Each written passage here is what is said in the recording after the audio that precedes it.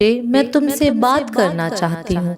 क्या तुम्हारे पास मेरे लिए वक्त है मुझसे बात करने के लिए? क्योंकि जो जरूरी बात मैं तुमसे करना चाहती हूँ उसके लिए तुम्हारा मेरी बात को ध्यान पूर्वक सुनना बहुत जरूरी है। इसके लिए तुम्हारे पास वक्त होना उतना ही जरूरी है जिससे मेरी बताई हुई बातों पर तुम ध्यान दे पाओ। मेरे बच्चे, जीवन में सुख भोगना सभी के लिए सौभाग्य की बात है।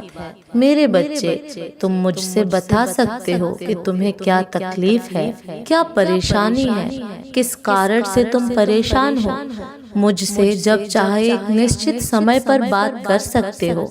मैं तुम्हारे हर सवाल का जवाब दूंगी और देती भी हूँ, परंतु तुम्हें उसको सुनना और समझना होगा क्योंकि यह सत्य है। मैं जवाब देती हूँ परंतु तुम समझ नहीं पाते हो।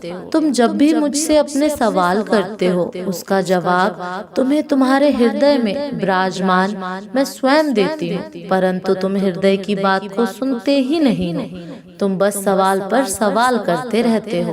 दूसरा, किसी भी कार्य में तुम कितने सक्षम होगे, कहाँ तक जा पाओगे, इसका जवाब भी मैं तुम्हें देती हूँ। जब भी तुम किसी बड़े कार्य या बड़े मुकाम पर पहुँचने की कोशिश करते हो, तुम बार बार अपने मन में इस विचार को लाओ कि मैं उस मुकाम पर पहुँच कर रहूंगा। उसके पश्चात तुम्हारे हृदय में ये बात आती है कि यह कार्य पूरा नहीं हो पाएगा, तो निश्चित ही समझ लेना वह जवाब मैं तुम्हें दे रही हूँ। तुम्हारा ये सोचना कि मेरा कार्य कब पूरा होगा, परंतु तुम्हें अपनी प्रार्थना में ये शामिल करना चाहिए कि जो करो वह बहुत अच्छा करना, भले ही देर से हो परंतु परिणाम अच्छा और शुभ होना चाहिए। मेरे बच्चे, मेरे एक सवाल का जवाब दो। क्या तुम मेरी पूजा स्वार्थ की भावना से करते हो?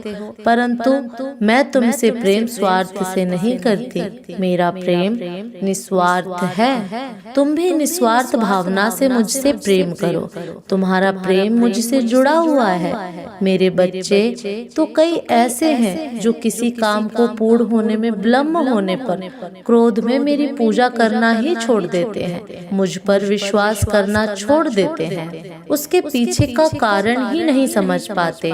मेरे बच्चे, तुम यह मत भूलो कि मैं सब तुम्हारे साथ हूँ। मेरे बच्चे, तुम मेरे लिए बहुत खास हो क्योंकि तुमने वह किया है जो कि मुझे बहुत प्रसन्न कर रहा है। मेरे प्रेम की कसौटी पर तुम खरे उतरे हो। तुम्हारे ऐसे कार्य मेरे हृदय को बहुत सुकून पहुंचा रहे हैं। तुम जो इतना हर बात में मुझसे प्रार्थना करते हो और तुम्हारे किए गए सभी कार्य मुझे बहुत ज्यादा प्रभावित करते हैं। तुम्हारी यह सभी कार्य मुझे अपनी ओर आकर्षित करते हैं। हमेशा तुम इस बात का ध्यान रखते हो कि जब भी कोई असहाय व्यक्ति तुम्हारे सामने से गुजरता है तो तुम उसे मदद अवश्य करते हो। तुम चाहे किसी भी परिस्थिति में हो, तुम उसे कभी खाली नहीं जाने देते। मेरे बच्चे, तुम कामयाबी के हकदार हो क्योंकि तुम हो जिसने ऐसे समय को अपनी ओर आकर्षित किया है जिसका मार्ग कामयाबी की ओर जाता है, क्योंकि तुमने जो किया है वह एक साधारण इंसान का करना संभव है। मेरे बच्चे, एक ऐसी शक्ति तुम्हारे पास है जिसके कारण तुम ऐसी प्रगति में और एक ऐसी दिशा में चल रहे हो कि तुम्हारे सामने कितनी भी कठिनाइयां आए, परंतु तुमने जिस मार्ग को चुना है उस मार्ग पर तुम पूरी ताकत से तेजी से दौड़ सको। क्योंकि सच कहा जाए तो तुम कछुए की चाल में नहीं चल रहे हो, बल्कि तुम एक चीते की चाल में चल रहे हो। चीता जो कि बहुत तेज होता है, जिसकी नजरें अपने शिकार पर होती हैं, आते ही शिकार को पकड़ लेती हैं, और तुम इसी तरह से कार्य कर रहे हो कि तुम्हें मौका मिलना चाहिए। मेरे बच्चे, तुम्हारी एक बात और है, तुम बहुत जिद्दी बच्चे हो। जिस कार्य की ठान लेते हो उसे पूरा करके ही दम लेते हो। यह जिद तुम्हारे लिए कामयाबी का एक बहुत बड़ा हिस्सा है। तुम्हें पूरी लगन से, पूरे परिश्रम से कार्य करने की शक्ति मिली है। ऐसे बच्चे के ऊपर भोलेनाथ की साक्षात कृपा रहती है। सदा खुश रहो मेरे बच्चे। मेरे अगले संदेश की प्रतीक्षा करना, मैं फिर आऊंगी तुमसे मिलने के लिए। आया है, अब उन लोगों के रोने की बारी है। वह भी उस दर्द को देखेंगे जो तुमने देखा है। मैं उन सब को सबक सिखा दूंगी जिन लोगों ने मेरे बच्चों को परेशान किया है। यदि तुम मेरे संदेश पढ़ रहे हो तो तुम उस मुसीबत से बाहर आने वाले हो। जिन लोगों ने तुम्हारे भोलेपन का फायदा उठाया है, अब उन सब की बारी है। वह तुमसे खुदा कर माफ़ी मांगेंगे। मैं जानती हूँ कि तुम बहुत भोले हो, इसलिए तुम इतने दुखी हो। यदि तुम औरों की तरह चालाक और तेज होते तो तुम दुखी नहीं होते, किंतु इस कलयुग में अधिकतर लोग तुम्हें ऐसे ही मिलेंगे जो दूसरे को दुख देकर खुद की खुशी ढूंढते हैं। तुम भले ही उन लोगों को कर्मों को नहीं पहचान पा रहे हो जो लोग तुम्हारे साथ छल कर रहे हैं, परंतु वह तुम्हारे अपने ही हैं जो तुम्हें इतने दुख दे रहे हैं। लेकिन तुम उनके षड्यंत्र को नहीं पहचान पा रहे हो। परंतु मेरे बच्चे, तुम्हारी माँ को सब पता है कि कौन तुम्हारे साथ क्या कर रहा है। इसलिए आज मैं तुम्हें उस मुसीबत से बाहर निकालने आई हूँ और तुम्हें मार्ग दिखाऊंगी। आज मैं उन लोगों से उनके कर्मों का हिसाब लूँगी। जिन लोगों ने तुम्हें रुलाया है उन्हें अपने कर्मों का हिसाब देना ही होगा, किंतु वह कार्य करने से पहले मैं तुम्हें आगाह करने आई हूँ ताकि तुम फिर से गलती ना करो जो अब तक करते आए हो। तुम्हें ऐसे लोगों से सावधान होने की आवश्यकता है जो तुम्हारे साथ रहकर तुम्हारा ही बुरा चाहते हैं। इसलिए अपने माता की बातों को सुनकर आज से ही ऐसे लोगों का साथ छोड़ दो। मैं नहीं चाहती कि तुम्हें हर चीज़ में धोखा मिले। तुमने जीवन में जिस पे भी भरोसा किया है उसने तुम्हारे भरोसे को तोड़कर तुम्हारे जीवन को अंधकार में धकेल दिया है। किंतु तुम्हारी माँ जब तुम्हारे पास है तो तुम्हारे लिए किसी भी अंधेरे को दूर करने की शक्ति तुम्हारी माँ द्वारा तुम्हारे अंदर आ जाएगी।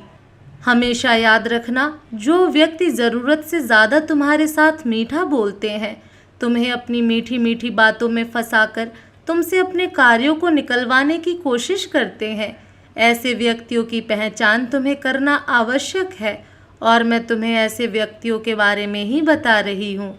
जो व्यक्ति तुमसे ज़रूरत से ज़्यादा मीठा बोले उनसे हमेशा दूर रहना। अब चाहे कुछ भी हो जाए, तुम्हें केवल जीवन में आगे बढ़ना है और सभी मुसीबत का सामना करना है। यदि तुम अपने जीवन में चल रही परेशानियों का डटकर सामना करोगे तो मेरा विश्वास है तुम्हारा जीवन कभी खराब नहीं होगा। लेकिन अगर तुम अपनी परेशानी को भूलकर केवल अपने कार्य पर ध्यान दोगे तो यह परेशानी तुम्हारे जीवन में खुद ही समाप्त हो जाएगी। यह जीवन काल चक्र है और जीवन में तुम्हें हर तरीके के इंसान भी मिलेंगे, कुछ अच्छे तो कुछ बुरे, परंतु तुम्हें सदा ही खुद के ऊपर नियंत्रण रखना है।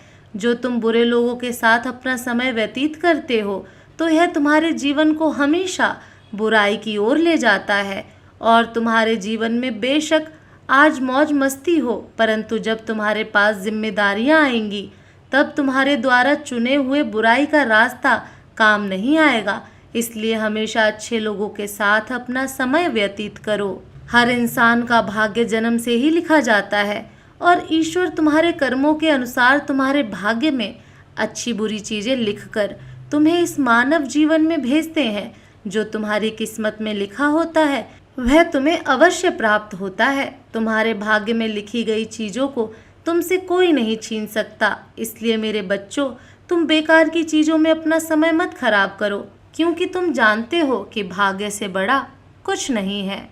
तुम चाहो तो अपने जीवन के भाग्य को बदल सकते हो, लेकिन इसके लिए तुम्हारे मन में दृढ़ संकल्प होना चाहिए। तुम अपने मेहनत से सच्चाई के रास्ते पर चलकर बुरे से बुरे कार्य को भी अच्छे कार्य में बदल सकते हो। तुम्हारे घर में जो तुम्हारे माता पिता हैं वह तुम्हारे लिए सबसे बड़े भगवान हैं, क्योंकि उनके द्वारा ही तुम इस धरती पर आए हो। मेरे बच्चों, यदि तुमने माता पिता को दुखी करते हो तो तुम कभी सुखी नहीं रह सकते। यही माता पिता ही तुम्हारे जीवन को देने वाले भगवान हैं।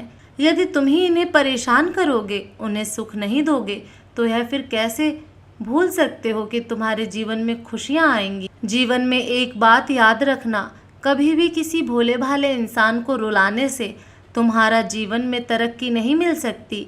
एक सीधा साधा इंसान यदि अपने दिल से भगवान के आगे रोता है तो उस इंसान के आंसुओं का हिसाब भगवान तुमसे अवश्य लेते हैं। इसलिए मेरे बच्चों, किसी भी इंसान को कभी भी मत सताना।